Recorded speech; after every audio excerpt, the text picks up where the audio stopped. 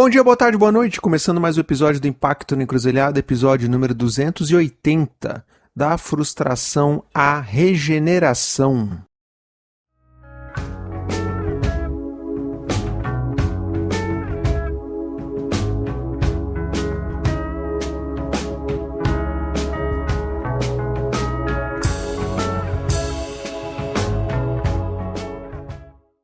E nesse episódio eu recebi o Fernando Russo, fundador e gerente geral da Merak Impact, um family office que dispõe de um capital catalisador para gerar mudanças nos sistemas alimentares e na agenda da agricultura regenerativa. A palavra Merak tem origem grega e significa fazer algo com alma, com criatividade ou amor, colocar algo de si no seu trabalho. E eu convidei o Fernando porque ele está lançando um livro em setembro na Holanda e em outubro no Brasil, com os títulos O Sentido do Dinheiro, em português, ou em inglês The Inner Work of Capital. E como o próprio Fernando conta no papo aqui no episódio, o livro veio de uma consultoria que não deu certo. De certa forma, foi uma frustração.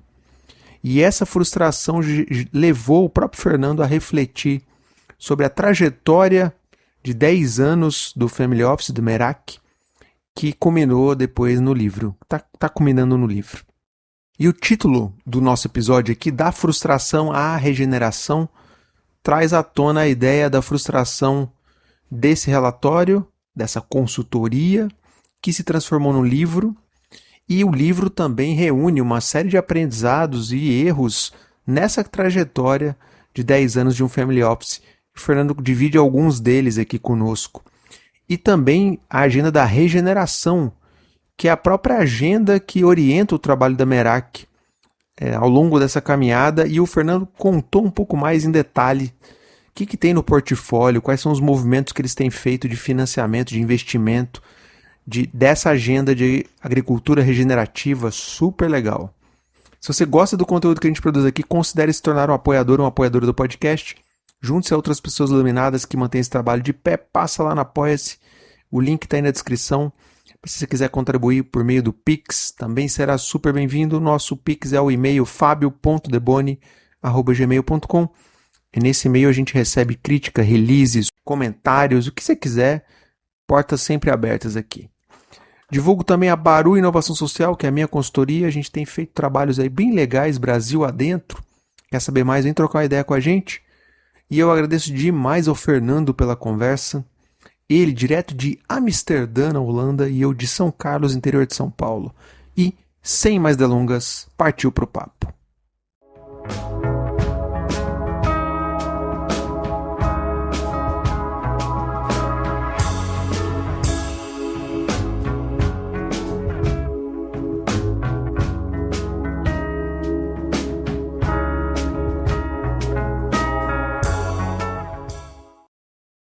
Salve, Fernando, tudo bem? Seja super bem-vindo. Obrigado por você ter topado vir aqui trocar uma ideia com a gente. Para a gente começar, se apresenta quem é o Fernando. Seja super bem-vindo.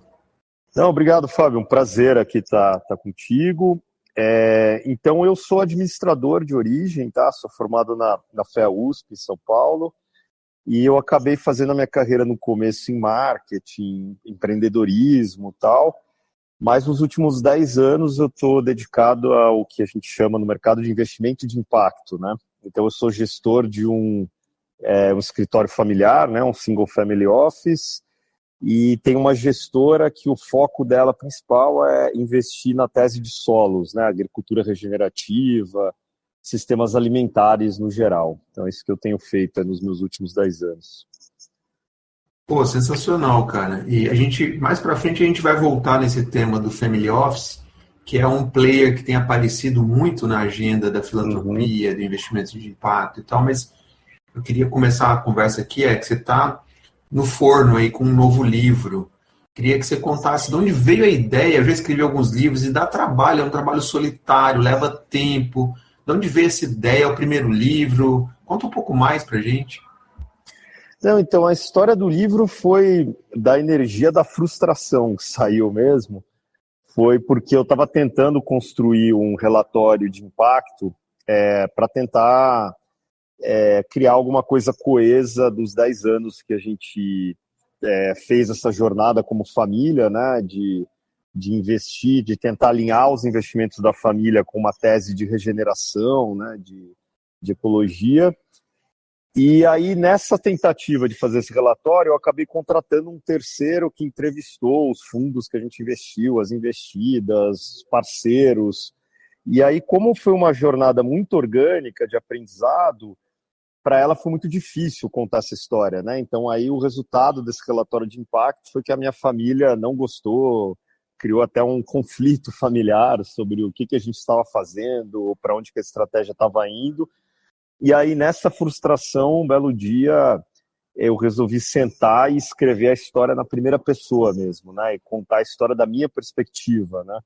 Então, como é que foi essa jornada de tentar alinhar capital com regeneração, e nessa jornada ter que trabalhar a minha própria regeneração interna, que eu falo também, né? Então, por isso que o livro chama... Em português, em inglês, o título ficou The Inner Work of Capital, né, que para mim é o título original, mais autêntico, que toca essa história do trabalho interno. No Brasil, a gente vai lançar ele com o nome de O Sentido do Dinheiro. Né? Então, essa provocação de que o dinheiro pode ter um sentido muito maior do que só fazer mais dinheiro, né? Que a maioria dos investidores está nessa agenda, né? Então, essa foi a história do livro mesmo. Previsão de lançamento no Brasil, quem quiser depois escutar, saber mais, como é que faz, Fernando? Então, eu estou correndo aqui com os últimos detalhes para a gente lançar o livro, a versão em inglês em Amsterdã, no dia 2 de setembro, e a minha intenção é ter o livro disponível em outubro.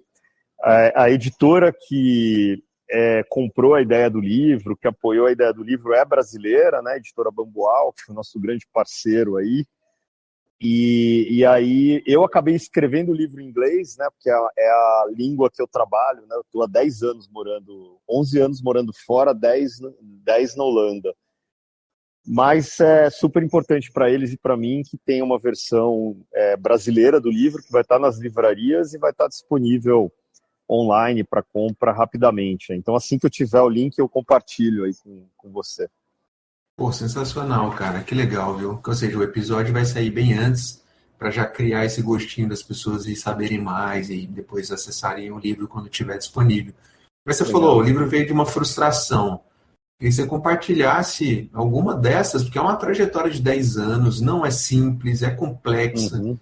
E geralmente a gente não quer falar disso, da frustração. Traz alguma que te ocorre, assim. Tem algumas, né? Então, como a jornada foi muito orgânica e no começo eu não tinha muita ideia o que eu estava fazendo, né? Porque eu vinha do marketing. E apesar de estar saindo do mestrado, eu estava saindo do INSEAD, então eu caí de cabeça nessa história de finanças lá. É um tema muito novo, né? Você fazer investimento de impacto. E eu comecei de um jeito muito ingênuo, que é fazer investimento direto em startups, achando que eu tinha as ferramentas para fazer isso, né? Com outros parceiros e tal. E aí fui aprendendo, que o Venture Capital não era uma boa ferramenta geradora de impacto, né? A gente ainda tem fundos de Venture Capital de impacto no portfólio que eu gosto, que eu investiria de novo, mas como ferramenta de investimento de impacto, ela é muito complicada, né? Porque ela precisa gerar aquele famoso, que em inglês a gente chama de hockey stick, né? Aquela curva de crescimento absurda, né?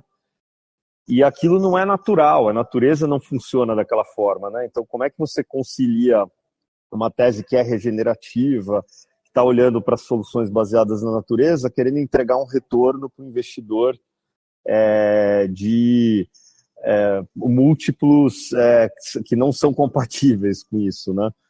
Então, assim, a gente fez muito investimento, eu fiz, né, como gestor do fundo, investimentos ruins, né, que não deram certo, e aí eu fui aprendendo quais as ferramentas que eram mais adequadas para a gente aplicar esse capital, e aí desenvolvendo parcerias com fundos, muitos deles brasileiros, que realmente levavam a sério a parte do impacto, e não estavam nessa história só porque era o hype do momento e por uma questão oportunista, né? Então, Acho que aí aí foi a frustração, né? Bom, eu começo por aí, depois a gente entra também na história do agronegócio, como é que concilia agronegócio com sustentabilidade também, que também é outra parte cabeluda da história também.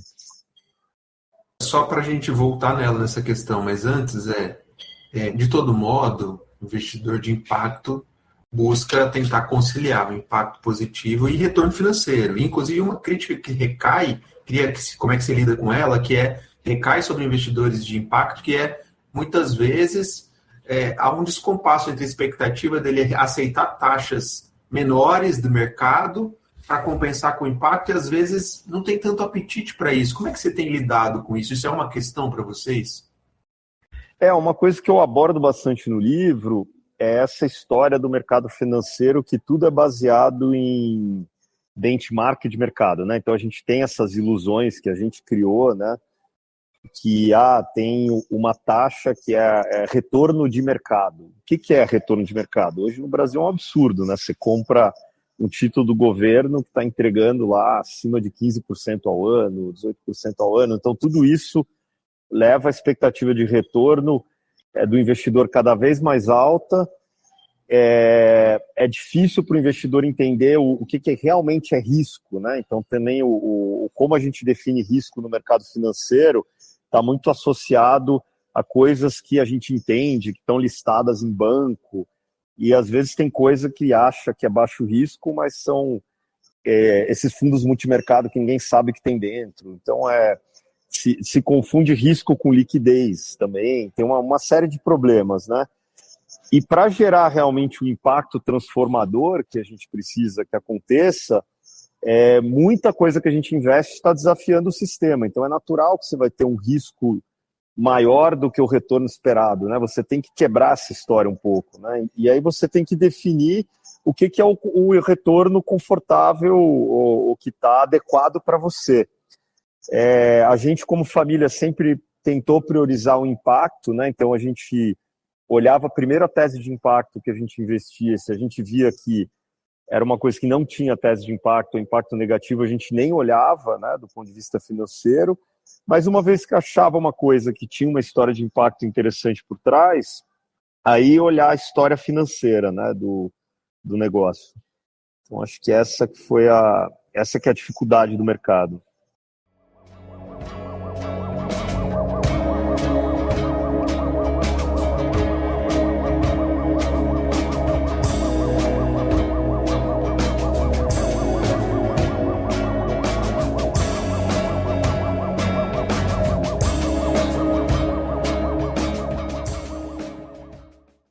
Fernando, olhando para a carteira, o portfólio de vocês de investimentos hoje, você está satisfeito? Você acha que ele conseguiu um equilíbrio ou ainda tem algo a ser trabalhado?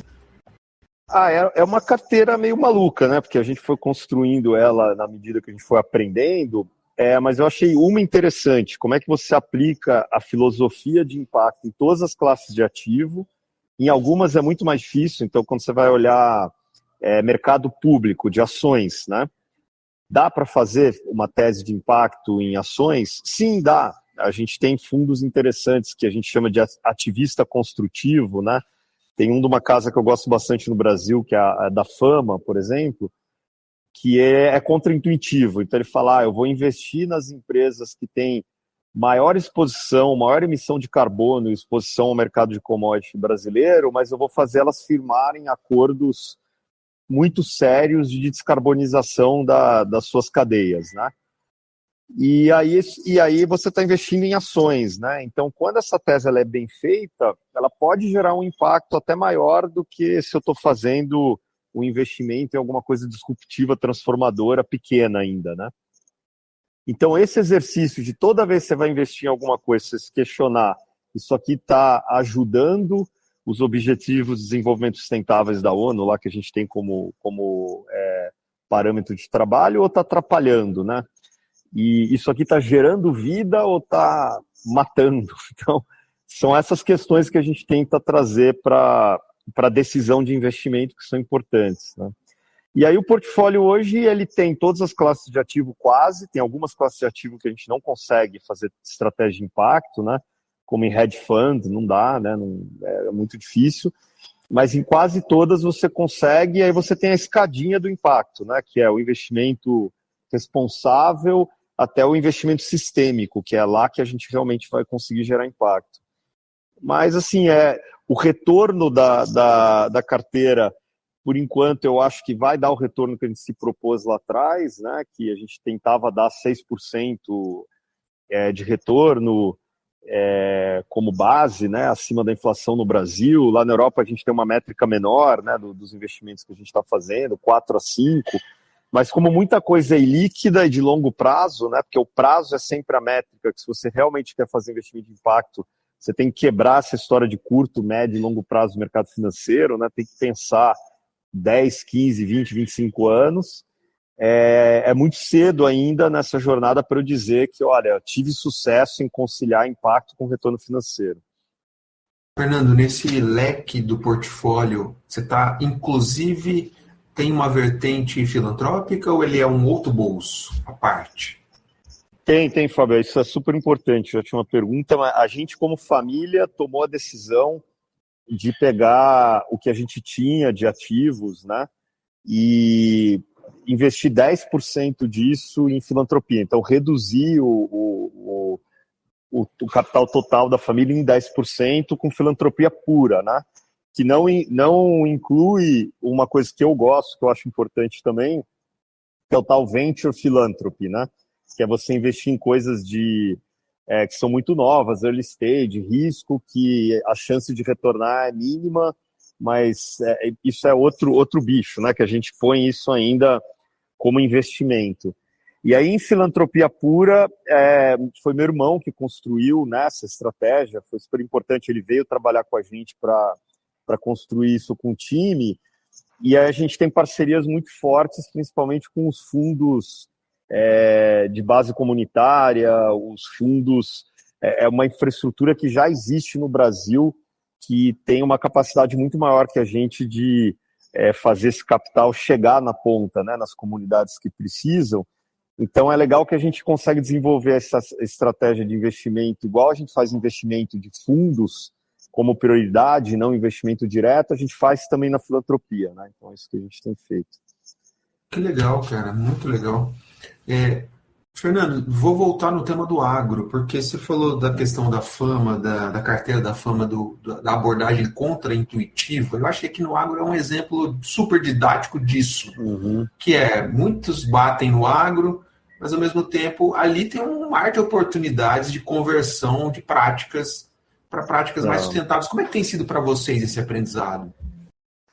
Para mim, uma das grandes missões que eu abracei, talvez fosse uma coisa muito ambiciosa, foi como é que a gente cria uma ponte entre o agro e a agroecologia, entre o agronegócio e a agroecologia.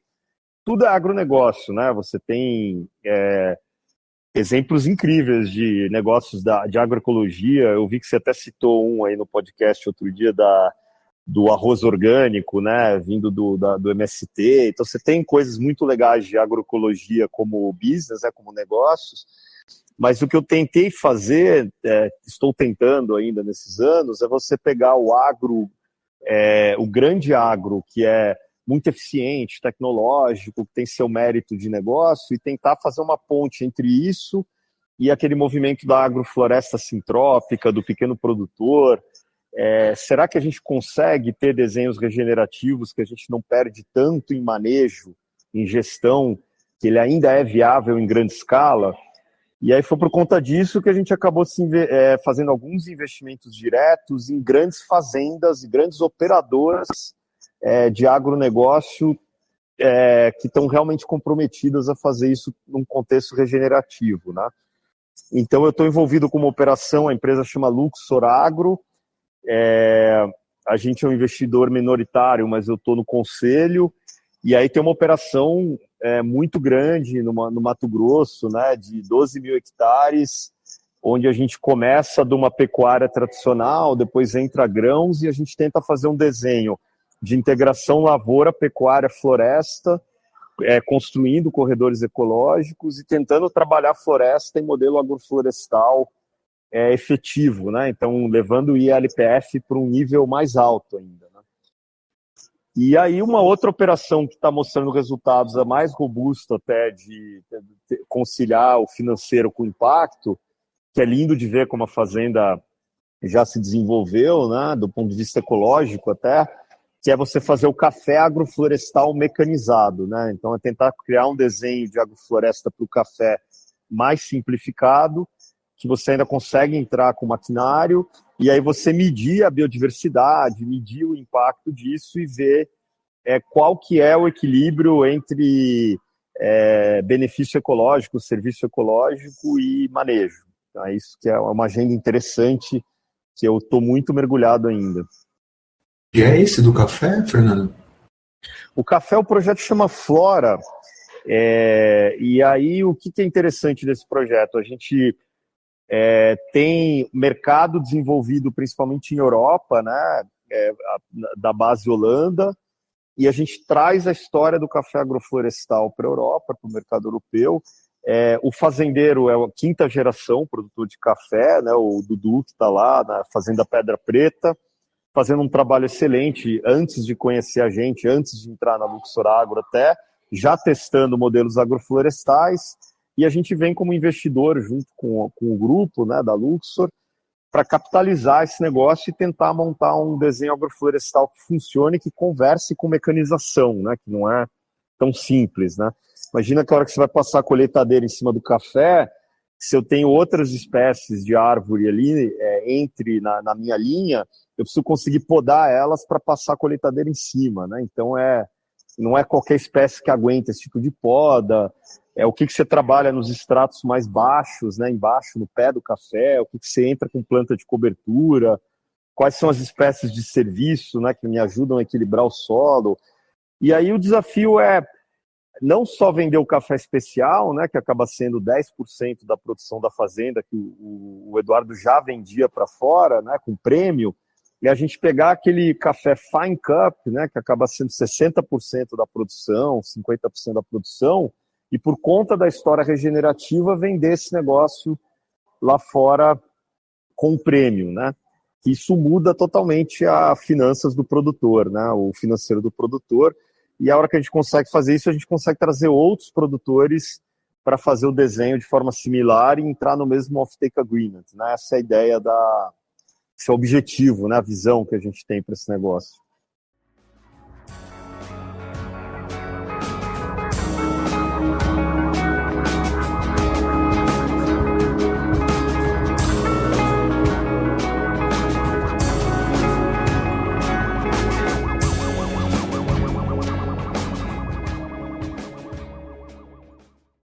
Cara, fantástico, super legal os dois exemplos que você trouxe aqui, né, da pecuária de LPF e do café. E eu te pergunto, você chegou na Luxor e aí, assim, você certamente mapeou, né, identificou outras possibilidades. Como é que foi essa entrada? Não é simples, sim. Eles já estavam abertos a esse tipo de abordagem? Conta um pouco mais desses bastidores dentro do possível, claro. Foi muito orgânico como as outras coisas. A gente não estava procurando, né? O que aconteceu, eu tinha investido numa empresa, numa startup holandesa brasileira que chamava Renature. O Felipe Vilela, que agora a gente continua bem amigo, ele hoje lidera o Earthshot Prize, né, na América Latina. E na época o Felipe criou uma empresa com o sócio dele holandês para que fosse uma plataforma para escalar negócios de agrofloresta, principalmente, né, de agricultura regenerativa no mundo. E aí, nessa agenda no Brasil, eu sou amigo pessoal do Eduardo, que é o fundador da Luxor Family Office, né, o gestor da Luxor Family Office, que vem da rede Luxor de hotéis do Rio de Janeiro, né, quem é mais antigo lembra disso daí. E aí o Eduardo ele acabou herdando, né, do avô, ele tinha no portfólio da família muitos hectares de terra, e para ele era uma dor, o que eu faço com essa terra de uma maneira responsável, que respeite a natureza, que seja um projeto que eu me orgulhe, né? Era isso que ele me falava, né? E ele começou de uma forma muito interessante, primeiro por gestão, tentando falar, será que eu consigo pegar uma operação de pecuária e deixá-la mais profissional, né? Então foi a primeira perna que ele fez, e depois a gente entra com esse layer da questão ambiental também, né? socioambiental, né? Como é que a gente consegue fazer essa atividade pecuária ser um motor de regeneração? E para mim foi um desafio interessante olhar as duas commodities que são as principais responsáveis pelo desmatamento na Amazônia, né? Na floresta, e bem numa área de cerrado que a gente está a transição com a Amazônia, né? Que é lá em cima em Pontes de Lacerda. Então, trabalhar com o gado e a soja tem sido um grande desafio e a gente está tentando fazer o melhor possível, né, para encontrar um desenho que funcione e pare de pé financeiramente, equilibrando o manejo com o maior desafio, que é a frustração do agro, que mesmo fazendo tudo muito certo, raramente você consegue um prêmio pelas coisas que você está fazendo, né? Principalmente quando é um negócio muito commodity, como soja, como carne, né? Infelizmente no Brasil carne é commodity porque você tem essas duas indústrias enormes, né, que é a JBS, lá os frigoríficos, né, a Minerva, controlam toda a cadeia, todo o processamento, então você não tem espaço para mandar uma carne que tem uma história melhor para o mercado com um preço melhor, né? Então isso é muito complicado no Brasil. Fernando, quando a gente circula pelos eventos de investimento de impacto no Brasil, sobretudo, quando um investidor apresenta um portfólio que tem esses ingredientes de agro, em geral as pessoas torcem um pouco o nariz, ainda que elas saibam que é por aí o caminho. Você ainda se depara com esse tipo de constrangimento ou está superado? Bastante, né? Porque você tem, como eu lido muito com investidor europeu, você tem visões eurocêntricas do que é consertar o sistema alimentar, né? Uma das principais é que todo mundo tem que virar vegano, vegetariano, que gado é o demônio. E isso não é uma realidade, né? Se você vai para a Ásia Central, por exemplo, Cazaquistão, lá nunca ninguém viu um vegetal na vida, né? É tudo baseado em proteína animal, a alimentação dessas pessoas, né? Então, se a gente consegue fazer a proteína animal de uma forma melhor, apesar de eu estar totalmente na mesma página com todo mundo, que a gente tem que reduzir o consumo de carne, essa questão da carne ultraprocessada, o que a gente chama de factory farms, né? Essas coisas, que é o gado confinado, tudo isso tem que acabar. Mas tem um espaço para você fazer gado de uma forma mais correta, e se você não resolver a maneira como você faz gado, né, na transição que a gente está passando de sistemas alimentares hoje, a Amazônia vai continuar sendo destruída, o cerrado, por gado ineficiente que está entrando e áreas novas sendo abertas, né? Então, se você mostra para o produtor que existe uma forma de você, por manejo, né, e outras práticas, você intensificar a operação de gado, né? Então você sai de meia cabeça por hectare para 4, se você consegue fazer isso em silvopastoril, é incrível, porque aí muda as finanças do negócio, o negócio fica mais estacionário, você começa a respeitar, pensar mais o que eu faço com o recurso hídrico que eu tenho, o gado não pode entrar lá no rio e beber água direto do rio, né? Então tem toda essa história que a gente tem que trabalhar ainda, construir, né? Fernando, pra gente caminhar pro final aqui, te agradecer demais pelo papo incrível, cara. Assim, fica muito nítido que você tem múltiplas habilidades. Tem que entender de agro, de agricultura regenerativa, de impacto social, de finanças. Como é que é? Isso é uma habilidade meio comum em quem está em family office? Não, eu acho que o que aconteceu comigo, eu tinha esse histórico, né? Eu sou administrador, sou empreendedor, venho do marketing, né? Trabalhei em grandes empresas, tal. E eu passei 10 anos me treinando na parte ecológica da história, né? Então eu fiz curso de agrofloresta sintrópica em 3 biomas diferentes. Eu fui fazer um curso de agricultura em Wageningen também para entender como é que esse negócio funciona.